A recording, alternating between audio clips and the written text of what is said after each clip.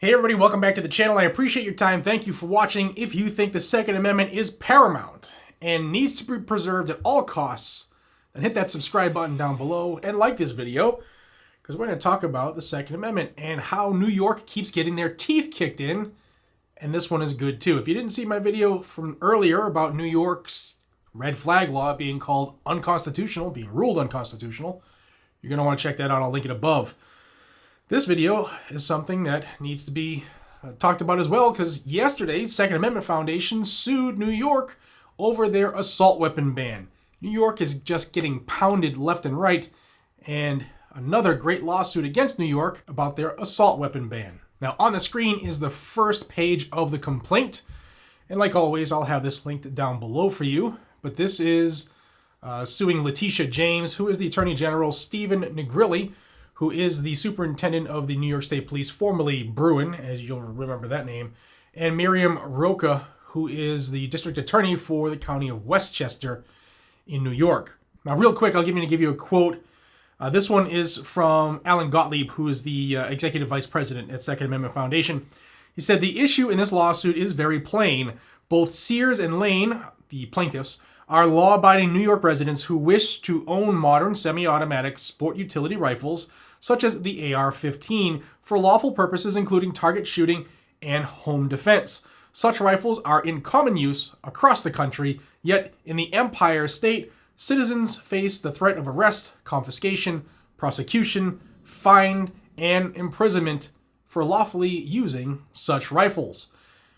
Yeah, he's right. The most popular gun in America, most popular rifle in America is the AR-15, but there are still some states that want to ban it, even though you can't ban common use items, according to Heller. But Supreme Court, will they stand up for themselves? We'll see. Now, the crux of this lawsuit attacks how the Second Circuit has previously upheld New York's assault weapon ban, and that was back in 2015.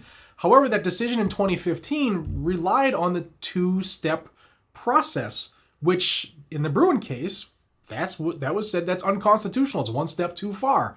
What the Supreme Court said is that if a question is somebody's conduct within the Second Amendment, then the action, the conduct is covered by the Second Amendment.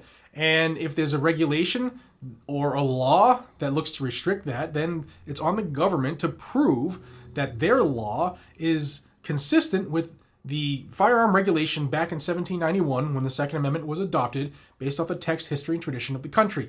And there were no rifle bans. There were no scary cosmetic feature bans at all, period, point blank. And in that case, the Second Circuit said that these rifles are in common use. The Heller decision said you can't ban firearms that are in common use.